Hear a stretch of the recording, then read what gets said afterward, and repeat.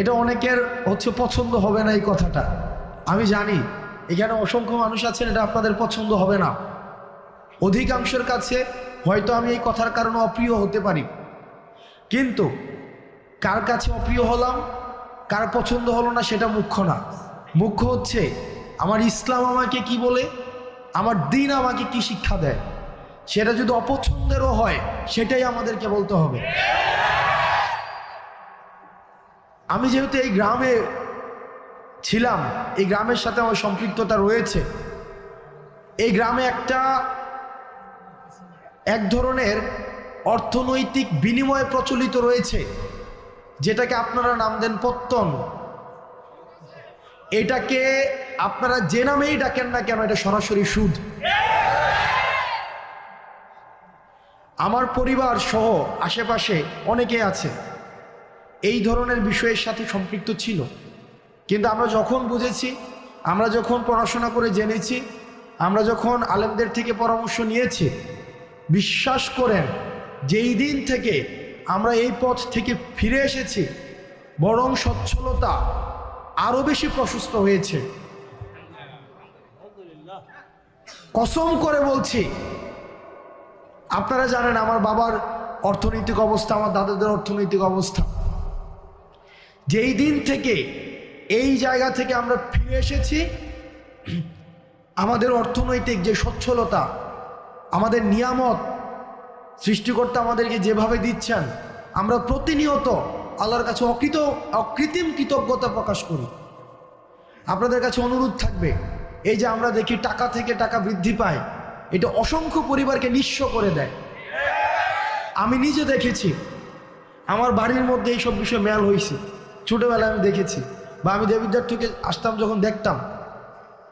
অনেকে আমাকে অপছন্দ করতে পারেন, আপনি আমাকে অপছন্দ করেন, সেটা আমার দেখার বিষয় না, কিন্তু এটাই সত্য। এখানে সবাইও যদি অপছন্দ করেন, এটাই সত্য। এবং সুদের বিরুদ্ধে আমাদের একটা সামাজিকভাবে এটাকে প্রতিরোধ করতে হবে। আমরা আল্লাহর আইন চাই, সুদ মুক্ত সমাজ চাই। আল্লাহর আইন চাই, সুদ মুক্ত সমাজ চাই। আল্লাহর আইন চাই। আপনাদের কাছে অনুরোধ থাকবে, আপনারা সুদকে বন্ধ করে দেন। আমরা চেষ্টা করব, আপনারা যদি আমাদেরকে সহায়তা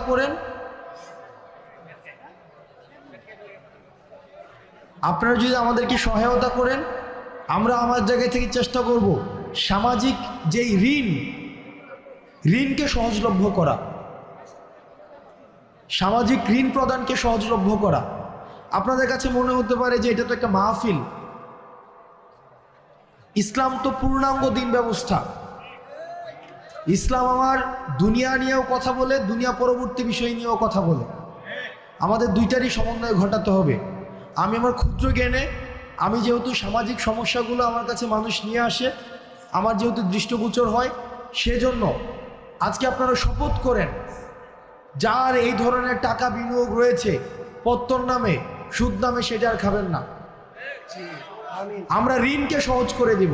আমিও বুঝতেছি যে আপনারা অনেকক্ষণ ধরে অপেক্ষা করছেন, যে আপনাদের যার বক্তব্য শোনার জন্য আসছেন, রফিকুল ইসলাম মাদানী সাহেব, উনি এই যে আপনাদের পিছনের বিল্ডিংটায় আছেন, মানে এই যে আপনার পিছনের বিল্ডিংটা, একটা মানুষ 8 ঘন্টা জার্নি করে আসছেন, 8 ঘন্টা, তো ওনার কিছু জরুরত হইতে পারে, তো উনি আবার বক্তব্য দিবেন।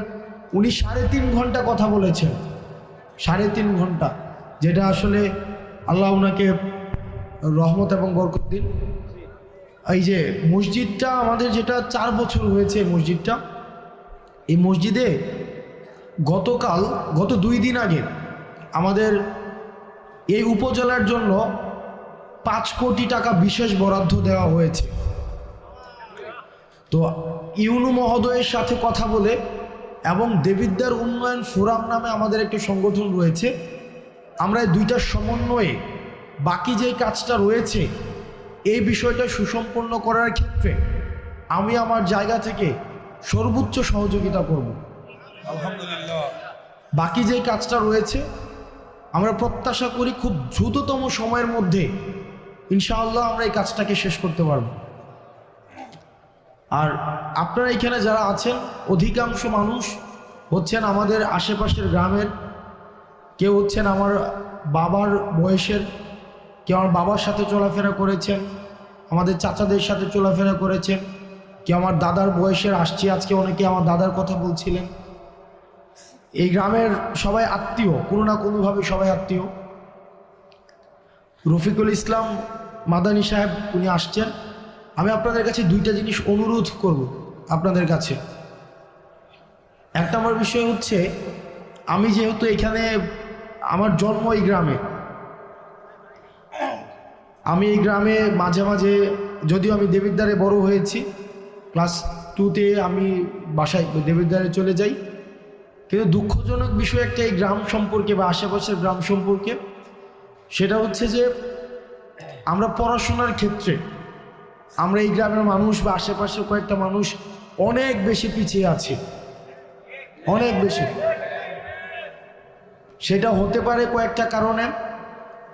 এক নম্বর কারণ হচ্ছে যে এই এলাকা থেকে বিদেশে যাওয়ার সহজলভ্যতাটা অনেক বেশি। এটা ইতিবাচক যে মানুষ কর্মসংস্থানের জন্য মধ্যপ্রাচ্যে যাচ্ছে, আমার বাবা গিয়েছেন, এবং এখানে যারা আছেন আমাদের এই যে আমরা অর্থনৈতিকভাবে তুলনামূলকভাবে অন্যান্য এলাকা থেকে আমরা স্বাবলম্বী, এটা ঠিক, কিন্তু শিক্ষার ক্ষেত্রে আমরা অনেক বেশি পিছিয়ে আছি। আমি কিছুদিন আগে শুনেছি যে আমার যে স্কুলটা রয়েছে হাই স্কুল, সেখানে পাশের হার এটা অপ্রত্যাশিতভাবে কম। সারা বাংলাদেশে যেখানে এখন শিক্ষাক্ষেত্রে মান অনেক উঁচু, সেখানে পাশের হার অনেক বেশি কম। আমাদের গোপালনগরে আরেকটা মাদ্রাসা আছে, সেখানেও অপ্রত্যাশিতভাবে পড়াশোনার মান খুব বেশি উন্নত নয়। তো আমাদেরকে দিনী শিক্ষা এবং প্রচলিত যে শিক্ষা ব্যবস্থা রয়েছে, এই দুইটার মধ্য দিয়ে আমাদের নিজেদেরকে নাগরিক হিসাবে তুলে ধরতে হবে। সেই জায়গা থেকে আপনাদের কাছে অনুরোধ থাকবে, পড়াশোনার ক্ষেত্রে আপনারা যদি আপনাদের সন্তান, আপনি নিজে, আপনার ভাই বোন বা অন্যান্য কোনোভাবে যদি আপনারা মনে করে থাকেন কোনো সীমাবদ্ধতা রয়েছে, কোনো প্রতিবন্ধকতা রয়েছে, ইনশাআল্লাহ আপনারা আমাদেরকে জানাবেন। এই গ্রামে অসংখ্য মানুষ আছে, অন্তত 5টা শিক্ষার্থীকে অর্থনৈতিকভাবে আজীবন পড়ানোর ক্ষমতা সম্পন্ন মানুষ আছে। আমি অন্তত আপনারা আমাকে জানাবেন যে আমার ছেলেটা পড়তে চায়, আমার ভাতিজাটা পড়তে চায়, সে আমার বোনটা পড়তে চায়, আমার নাতিটা পড়তে চায়, কিন্তু আমরা অর্থনৈতিক সীমাবদ্ধতা বা পারিপার্শ্বিক সামাজিক প্রতিবন্ধকতার কারণে আমরা সেটা পারছি না।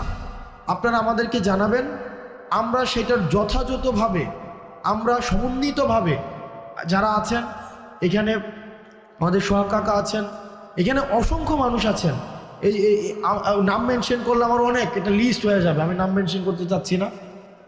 আমরা সহায়তা করবো ইনশাআল্লাহুল আজিজ। কখনোই যেন মানে আপনাদের আর্থিক কারণে পড়াশোনা যেন না থেমে যায়।